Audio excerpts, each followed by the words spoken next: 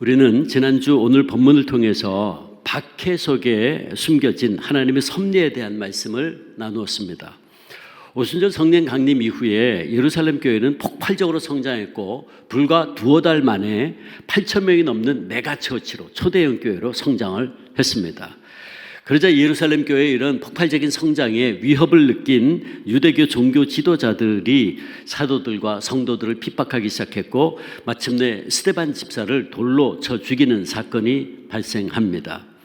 그리고 스데반 집사가 순교한 바로 그날부터 예루살렘 교회를 향한 대대적인 박해가 일어나게 되었고 그 박해로 말미암아 교회와 성도들은 유대와 사마리아 지역으로 뿔뿔이 흩어지게 되었습니다. 근데 바로 여기에 하나님의 놀라운 섭리가 있었죠. 그 박해로 인해서 오히려 복음이 이방 땅으로 전해지게 된 것입니다.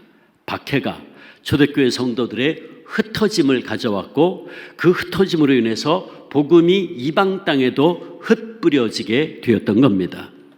이 모든 하나님의 섭리를 표현하고 있는 제일 중요한 단어가 있는데 그것이 바로 1절과 4절에 두 번 등장하고 있는 흩어졌다. 디아스페이로라는 단어죠. 농부가 씨앗을 사방으로 흩뿌리는 것을 표현한 단어라고 했습니다. 중요한 것은 하나님께서 당신의 섭리 가운데 예루살렘 교회 성도들을 박해를 통해서 씨를 뿌리듯이 흩으셨다라는 것입니다. 그 결과 복음의 씨앗이 예루살렘과 유대를 떠나 사마리아와 이방 지역까지 흩뿌려지게 되었던 거죠. 오늘 본문 말씀은 이렇게 초대 예루살렘 교회가 핍박으로 인해서 흩어져서 복음을 전하되 예수님께서 말씀하신 예루살렘과 온 유대와 사마리아와 땅끝까지라는 표현에서 이제 복음이 예루살렘을 떠나고 유대를 건너 사마리아에 전하게 된 내용을 오늘 본문은 말씀하고 있습니다. 그러므로 오늘 우리는 복음이 사마리아로 전해진 이 내용을 묵상하면서 우리에게 주시는 주님의 음성을 듣기를 원합니다. 스데반의 순교로 촉발된 이 사탄의 박해로 말미암아 예루살렘 교인들은 예루살렘을 떠나 각처로 흩어졌죠. 근데 그들은 어디를 가든지 그리스도의 복음을 디아스페이로 흩뿌렸습니다. 그리고 그 흩어진 사람들 중에 일부가 사마리아로 들어가서 거기서 복음을 전했는데 그 중에 대표적인 사람이 바로 초대교회 7 집사 중에 한 사람이었던 빌립이었습니다. 오늘 본문 4절 5절 그 흩어진 사람들이 두루 다니며 복음의 말씀을 전할새 빌립이 사마리아 성에 내려가 그리스도를 백성에게 전파하니. 누가는 아주 간단하게 빌립이 사마리아 성에 내려가 그리스도를 백성에게 전했다라고 기록하고 있지만 사실은 그 당시 빌립이 사마리아로 내려가 그들에게 복음을 전했다는 것은 참으로 놀랍고 대단한 믿음의 사건이 아닐 수 없습니다. 왜냐하면 우리가 알고 있는 대로 그 당시에 유대인들과 사마리아 사람들 사이의 적대감은 천년을 이어져 내려오고 있었기 때문이죠. 유대인과 사마리아 사람들 간의 적대감은 주전 10세기, 즉 솔로몬 왕 사후에 북쪽의 10지파가 북왕국 이스라엘을 세우고 사마리아를 수도로 삼으면서 시작됩니다. 오직 2개의 지파, 유다 지파와 베냐민 지파만이 남왕국 유다를 이루어서 예루살렘을 수도로 삼으면서 남북 왕국이 갈라지죠. 아마 북왕국 이스라엘과 남왕국 유다의 관계를 이 세상에서 가장 잘 이해할 수 있는 민족이 있다면 그것은 분단의 오랜 역사를 지내고 있는 우리 한국 민족일 것입니다. 이스라엘이 남북으로 나누어져서 싸우면서 지낸 세월이 무려 250년이 넘습니다. 그러니까 우리보다 더 지독했던 거였죠. 이렇게 남북 왕국의 갈등이 계속되어다가 주전 721년 북왕국 이스라엘이 아수르 제국에 의해서 먼저 멸망당합니다. 북왕국 수도 사마리아를 점령한 아수르의 사르곤 대왕, 역사에도 나오죠. 이 사르곤 대왕은 이스라엘 여자들을 강제로 아수르 남자들과 결혼을 시킵니다. 일종의 자폰 정책이었죠. 그러니까 사르곤은 북왕국 이스라엘 사람들을 아수르 제국에 흡수 동화시키는 최적의 방법은 결혼을 시키는 것이다. 그 자폰 정책을 썼습니다. 결국 이 정책으로 인해서 북왕국 이스라엘, 즉 사마리아 사람들은 이방인의 피가 섞이게 되고 말았죠. 한편 북왕국 이스라엘이 이렇게 먼저 멸망당한 뒤 150년 후에 주전 587년 남왕국 유다도 바벨론 제국에 의해서 멸망을 당합니다. 그러나 바벨론은 아수르처럼 자폰 정책을 쓰지 않았고 유다 백성들은 포로로 끌려간 지 70년 만에 고국으로 돌아올 수 있었습니다. 그래서 예루살렘을 중심으로 한 유대인들은 자신들의 혈통을 유지했지만 사마리아를 중심으로 한 북왕국 이스라엘의 많은 사람들은 혼혈이 되고 말았습니다. 결국 하나님의 선민으로서의 순수 혈통을 강조하던 유대인들은 이방인들과 피가 섞인 북왕국 출신의 사마리아 사람들을 형제로 인정하지 않게 되었고 나중에는 서로 상종하는 것조차 꺼려하게 되었습니다. 당연히 예루살렘 성전으로 사마리아 사람들이 오는 것도 들어오지 못하게 막았죠. 그러자 북왕국 출신의 사마리아 사람들이 주전 4세기에 그리심산에 자기들만의 성전을 세워서 사마리아 사람들만이 모여서 거기서 예배하기 시작하고 모세 오경만을 하나님의 말씀으로 받아들입니다. 사마리아 성전 볼까요? 저희 이제 그리심산에 있는 팻말입니다. 그다음 저게 그리심산에 있었던 사마리아 성전의 터입니다.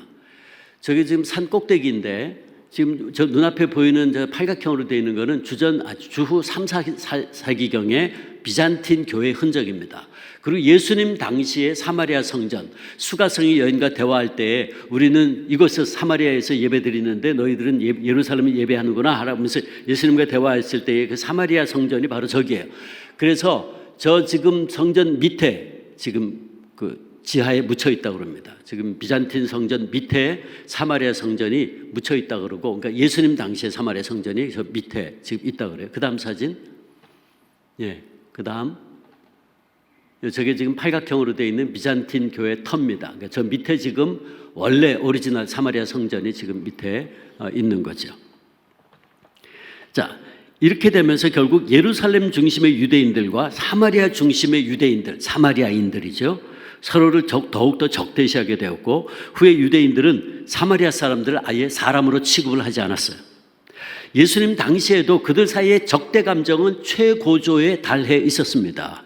그 예가 누가복음 9장 54절에서 볼 수 있는데 사마리아인들에 대한 이 유대인들의 적대 감정을 이 말에서 한눈에 볼 수 있어요. 예수님께서 예루살렘으로 올라가시다가 사마리아를 지나가려고 하는데 사마리아 사람들이 예수님의 일행을 들어오지 못하게 막습니다. 그랬더니 그 당시에 야고보와 요한이 화가 나가지고 이렇게 말해요. 그 기록이 누가복음 9장 54절인데 주여 우리가 불을 명하여 하늘로부터 내려 저들을 멸하라 하기를 원하시나이까 하면서 분노의 찬말을 합니다. 저것들 그냥 하늘에서 불 내려서 확 그냥 다 없애버릴까요? 이게 제자들 말이에요. 그러니까 제자들조차도 이런 심한 말을 할 정도로 당시 유대인들과 사마리아인들의 골은 깊었습니다. 근데 바로 이런 상황에서 유대인이었던 빌립이 사마리아에 내려가서 복음을 전했다는 거예요. 그러므로 유대인들이 사마리아 사람들과 아예 상종도 하지 않던 그 시대에 유대인이었던 빌립이 사마리아 사람들을 찾아가서 그들에게 복음을 전했다는 것은 앞서 말씀드린 대로 정말 놀랍고 담대한 믿음이 아니면 할 수 없었던 일이었죠. 자, 그렇다면 어떻게 빌립은 이렇게 담대하게 사마리아에 가서 복음을 전할 수 있었을까요? 가장 중요한 대답은 성령의 인도하심이죠. 성령의 인도하심 때문이었어요.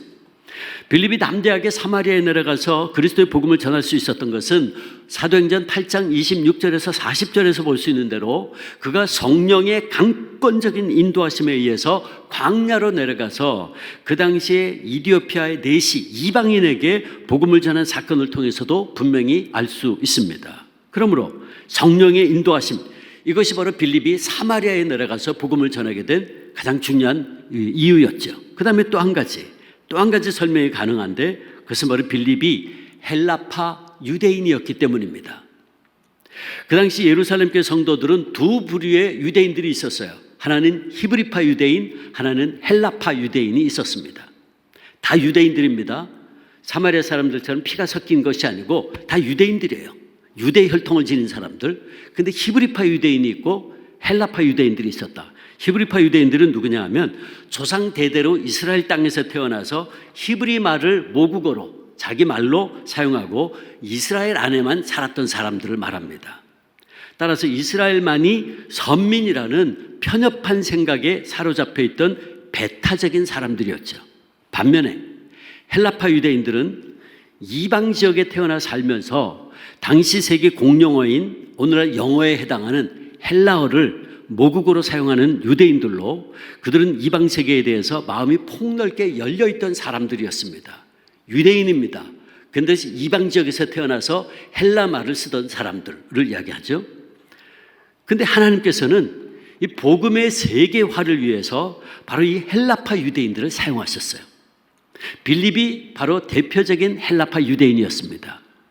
빌립은 이방 세계에서 태어나서 자신들과 인종이 다른 사람들과 함께 살아온 헬라파 유대인이었기에 열린 마음의 소유자였고, 그러게 이방인들을 사람 취급하지 않았던 폐쇄적인 히브리파 유대인들과는 달리 예루살렘과 유대를 벗어나서 사마리아까지 내려가서 복음의 씨앗을 디아스페이로 흩뿌릴 수 있었던 겁니다. 그가 이렇게 열린 마음의 헬라파 유대인이었기 때문에 반쪽 유대인이라고 할 수 있는 사마리아 사람들에게만이 아니라 완전한 이방인이었던 에티오피아의 내시에게도 기꺼이 복음을 전하고 이방인에게 최초의 세례를 베풀게 되었던 겁니다. 사도행전을 쭉 읽어보면 재미있는데, 사도행전은 보면 교회 사역의 중심이 처음에는 베드로와 사도들을 중심으로 한 히브리파 유대인들이 중심이었어요. 그러다가 나중에 바울을 중심으로 한 헬라파 유대인으로 그 중심 역할이 넘어가는 과정을 우리가 보게 됩니다. 사도행전을 보면. 그리고 8장이 그 전환의 시작이에요. 빌립이 그 시작을 하고 9장에 보면 사울이 회심을 하고 바울이 등장을 하고 이제 13장에 넘어가면 사도행전은 아예 바울을 필두로 한 헬라파 유대인들이 복음을 땅끝까지 흩뿌리는 사역이 전개됩니다. 그러니까 앞부분, 전반 부분은 히브리파 유대인들이 시작을 하고 뒤로 가서는 헬라파 유대인들이 온 세상을 향해 복음을 흩뿌리는 역사가 사도행전입니다. 자, 조금 길었지만 여기까지가 오늘 본문 사건의 내용이고 배경입니다. 근데 이런 배경을 아는 것은 앞으로 우리가 사도행전을 해석하는데 굉장히 중요하기 때문에 제가 오늘 좀 길게 설명을 했습니다. 그리고 오늘 우리는 복음의 씨앗이 예루살렘에서 유대를 거쳐 사마리아로 흩어져가는 이 과정에서 매우 중요한 두 가지 영적 교훈을 발견합니다. 첫째, 하나는 교회가 무엇인가 하는 것을 여기서 다시 한번 생각하게 돼요. 교회는 헬라어로 에클레시아인데 에크, 밖으로, 부르다, 칼레오의 합성어예요. 문자적으로는 밖으로 불리어져 모인 사람들, 부름받아 모인 사람들이란 뜻이에요. 그러니까 교회란 뭐냐? 교회는 건물이 아니고 하나님의 백성들의 모임입니다. 하나님 백성으로 부름받은 자들의 모임, 이게 교회예요. 그러므로 우리가 교회, 즉 에클레시아라는 단어를 통해 알게 되는 교회의 중요한 본질이 뭐냐? 모이는 교회로서의 모습이에요. 모이는 교회. 이것이 우리가 교회의 본질을 이야기할 때 항상 먼저 언급하는 교회의 모습입니다. 모이지 않는 교회는 교회라고 할 수 없어요. 그래서 사도행전에 나타난 초대교회의 가장 중요한 모습 중에 하나가 바로 모이기에 힘쓰는 모습이었죠. 사도행전 2장 46절 초대교회 모습 보죠. 그들은 날마다 마음을 같이하여 성전에 모이기를 힘썼다라고 말씀해요. 안식일이 되면 성전에서도 열심히 모여 예배드리고 뿐만 아니라 날마다 집집이 돌아가면서 열심히 모였습니다. 그렇게 열심히 모여서 무엇보다 하나님의 말씀을 듣고 가르치고 또 떡을 떼면서 성찬을 했다는 거죠. 기도하기에 힘썼다. 사도행전 2장 42절 그들이 사도의 가르침을 받아 서로 교제하고 떡을 떼며 성찬을 하고 오로지 기도하기를 힘쓰니라. 또 모이면 주 안에서 교제하고 애찬을 나누었다 그랬어요. 42절 46절 집에서 기쁨과 순전한 마음으로 음식을 먹었다. 교인들 집에서 돌아가면서 모여서 순전한 마음으로 교제하고 음식을 나누어 먹었다. 아가페밀, 사랑의 공동 식사를 나누었다는 거예요. 또 무엇보다 함께 열심히 하나님을 찬미했다 그랬어요. 47절 하나님을 찬미하여. 그들은 모여서 예배하는 가운데 말씀 듣고 성찬을 받고 기도하고 찬양하고 또한 교제하면서 모이게 힘쓰는 교회였다는 거예요. 이게 바로 예루살렘 초대교회의 가장 특징적인 모습 가운데 하나였습니다. 그러므로 모여서 예배하고 교제하는 가운데 날마다 주일마다 주님을 만나고 주님의 음성을 들으며 이 세상을 살아갈 새로운 힘과 능력을 공급받는 하나님 백성들의 모임, 이것이 바로 교회의 본질입니다. 사랑하는 여러분, 교회는 하나님 백성들의 모임이에요. 그러므로 우리는 무엇보다 먼저 모이기에 힘써야 됩니다. 모여서 예배드리고 교제하고 말씀으로 영적 훈련받고 광야 같은 세상에서 승리하며 살아갈 수 있는 힘과 능력을 공급받아야 돼요. 이게 무엇보다 먼저죠. 자, 그런데 교회는 이렇게 모이는 교회만 그치면 안 돼요. 모여서 우리들끼리 잔치하고 끝내면 안 된단 말이죠. 교회는 모이는 교회이기도 하지만 동시에 흩어지는 교회가 되어야 됩니다. 오늘 본문에 흩어진다, 이 디아스페로이라는 단어가 2번이나 등장하잖아요. 그러므로 우리는 본문에서 또 하나의 가장 중요한 교회의 본질을 우리가 찾게 됐는데, 그거는 교회는 흩어지는 교회가 되어야 한다는 거예요. 교회가 모이는 것으로 끝나면 교회는 그 사명을 올바로 감당하는 교회가 될 수 없어요. 모이는 교회의 목적은 흩어지기 위한 겁니다. 모이는 교회가 모여서 말씀으로 능력받고 성찬을 받으며 주님과 하나 되고 기도로 성령의 임재를 경험하고 애찬을 나누며 서로 위로하고 격려받는 목적은 세상으로 흩어져 나가서 우리의 삶으로 복음을 전하는 사명, 즉 복음을 디아스페이로 흩뿌리게 하기 위함인 것입니다. 이 말을 교회 전통적인 단어로 설명을 하자면, 교회는 세상을 구제하고 봉사하고 전도하고 선교하는 사명을 위해서 존재하고, 이것이 바로 교회의 흩어진 교회의 사명인 겁니다. 즉 교회는 하나님 나라의 확장을 위해서 세상으로 흩어져야 돼요. 이게 바로 교회의 존재 이유입니다. 모이는 교회가 흩어지지 않고 우리들끼리만 좋다고 여기가 좋사오니 하면서 그저 우리들끼리 모여 잔치를 하면 그 교회는 존재의 이유를 잊어버린 거예요. 그러나 우리 교회가, 우리 수천 수만의 성도들이 모두가 다 세상으로 나아가서 각자가 성령이 거하시는 성전으로서 걸어다니는 교회로서, 흩어진 교회로서의 사명을 감당하면 우리의 삶의 현장에는 수천 수만 개의 흩어진 교회가 세워지는 거죠. 여러분, 이게 얼마나 놀라운 모습인지. 이것이 바로 우리 주님이 원하시는 교회의 진정한 모습입니다. 우리 주한교회 성도님들 한 분 한 분이 성령님이 거하시는 성전으로서 걸어다니는 성전되어 흩어지는 교회에 대해서 우리의 가정에서, 학교에서, 일터에서, 시장에서, 사무실에서, 어디에서든지 우리의 삶으로 예수님을 증거하는 선교적 삶을 살아가면 하나의 커다란 초대형 교회가 아니라 수천 수만 개의 교회가 이 세상에 존재하는 거죠. 그래서 하나님의 나라가 이 땅에 더욱더 놀랍게 확장되는 겁니다. 예루살렘 교회 성도들은 바로 이 흩어진 교회에서의 존재의 의미와 사명을 깨닫고 각자 흩어진 자리에서 복음을 전하기 시작한 거예요. 4절 말씀이 그거잖아요. 그 흩어진 사람들이 두루 다니며 복음의 말씀을 전했다.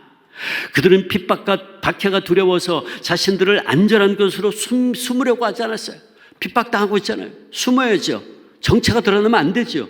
숨는 게 정상이죠. 근데 그러지 않았다고요. 오히려 성령이 너에게 임하시면 너희가 권능을 받고 예루살렘과 온 유대와 사마리아 땅끝까지 이르러 내 증인이 되리라는 그 말씀을 붙잡고 가는 곳마다 복음의 씨앗을 흩뿌리는 자로서의 사명을 감당했다는 것입니다. 두루 다니며 라는 말은 모든 곳으로 갔다는 뜻이에요. 가는 곳마다 라는 뜻입니다. 어떻게 번역을 하든 중요한 포인트는 그들이 적극적으로 많은 곳을 다니면서 가는 곳마다 복음의 씨앗을 흩뿌렸다는 거예요. 흩어진 교회로서 역할을 온전히 감당했던 것이었죠. 저는 예루살렘 교인들의 이런 모습, 각자가 흩어진 교회로서 가는 곳마다 복음을 전하는 사명을 감당한 모습을 보면서 오늘 우리의 모습을 생각해 보았어요. 생각해 보면 그동안 우리 한국교회는 모이는 교회로서 역할은 잘 감당해 왔어요. 근데 이 흩어지는 교회로서 사명을 최근에 와서 잘 감당하지 못하는 것 같아요. 사랑하는 성도 여러분, 오늘 우리는 세상이 흩어져서 우리가 그리스도인은, 내가 그리스도인임을 분명히 드러내고 우리의 삶으로 복음을 증거하고 있습니까? 오늘 우리는 주일에 모여 예배드리고 난 후에 세상으로 들어가서 얼마 동안이나 흩어진 교회로서의 정체성을 드러내며 살고 있습니까? 또 한 가지, 우리가 복음이 사마리아 지역으로 확장되는 모습을 통해서 깨닫는 영적 교훈은, 우리가 하나님의 나라와 복음의 확장을 위해서 쓰임을 받으려면 우리의 좁은 세계관과 경험의 세계에 벗어나야 돼요. 편견을 벗어버려야 돼요. 우리가 앞서 보았듯이 히브리파 유대인들은 자신들만이 하나님의 선민이라는 좁은 생각과 편견을 가지고 있었어요. 그래서 사마리아 사람들과 이방인들을 무시했고 심지어는 그들에게 복음 전하기를 꺼려했습니다. 심지어 식사조차 같이 안 했어요. 예수님의 수제자였던 베드로가요, 안디옥에서 다른 강경파 유대인들이 볼까봐 이방인들과 식사하다가 다른 강경파 유대인들이 온다는 얘기를 듣고서는 그 식사 자리에서 슬그머니 일어나서 도망갑니다. 갈라디아 2장 11절에서 14절 보면 바울이 헬라파 유대인이었던 바울이 히브리파 유대인이었던 베드로의 이런 위선적인 태도를 신랄하게 비판합니다. 그런데 예수님의 수제자였던 베드로조차도 히브리파 유대인이었죠. 아주 대표적인 히브리파 유대인이죠. 이 베드로조차도 식사하다가 강경파 유대인들이 온다는 얘기를 듣고서는 일어나서 도망가는 거예요. 그러니까 히브리파 유대인들은 예수님을 믿고 따르면서도 여전히 유대인의 선민 사상에 사로잡혀 있었고 이방인들이 그리스도인이 되려면 우선 먼저 할례를 받아서 먼저 유대인이 돼야 된다고 주장했어요. 그리고 율법을 지켜야 된다고 자기들만의 사고방식을 주장해요. 이게 갈라디아서의 문제였죠. 믿음이냐 율법이냐 이걸 가지고 싸웠다고요. 히브리파 유대인들의 그런 좁은 세계관과 편견은 복음을 전하는 데 분명히 방해가 되는 버려야 할, 내려놓아야 할 모습이었죠. 그런데 히브리파 유대인들의 이런 자세는 오늘 한국교회가 세상에 나아가 복음을 흩뿌리는 방법과 관련해서 깊이 생각해야 될 문제를 우리에게 던져줍니다. 그러므로 이제 우리는 다시 한번 이 사회에서 이기적이고 배타적이고 위선적인 이미지를 버리고 흩어진 교회로서 이 사명, 사회적 책임이 이 공공성 회복이 우리에게 절대적으로 필요하다라고 하는 사실을 깨닫고 헬라파 유대인들처럼 열린 마음으로 교회의 담을 넘어가서 세상으로 나아가야 되는 거예요. 그래서 우리의 삶의 현장과 가정과 일터와 학교에서 이제 더 이상 말이 아니라 구호가 아니라 선조적 삶으로 섬기고 봉사하면서 하나님 나라의 확장에 힘써야 하는 것입니다. 간혹가다 교인들 가운데 교회가 전도만 하면 되지 왜 사회복지재단을 운영하고 학교를 지원하고 사회봉사를 해야 하느냐고 질문하는 분들이 있어요. 그 질문에 대한 대답을 지금 제가 이 설교를 통해서 한 겁니다. 한마디로 우리는 그동안에 우리의 히브리파 유대인적인 태도에서 벗어나서 헬라파 유대인들처럼 우리의 마음의 문을 활짝 열고 생각의 폭을 넓혀야 돼요. 우리 주님은 초대 예루살렘 교회가 복음의 씨앗을 땅끝까지 흩뿌린 데 있어서 세상에 그 마음의 문을 활짝 열었던 빌립과 바울과 같은 헬라파 유대인들을 사용하셨어요. 오늘 본문의 빌립. 그러므로 여러분, 우리도 그런 열린 마음으로 교회의 담을 넘어가서 세상으로 들어가서 담대하게 우리의 선교적 삶으로 그리스도의 복음을 전할 수 있어야 된다. 다시 말해 우리는 우리의 좁은 세계의 생각이 벗어나서 우리의 선교적 삶으로 그리스도의 복음을 전하는 오늘의 빌립 집사가 되어야 합니다.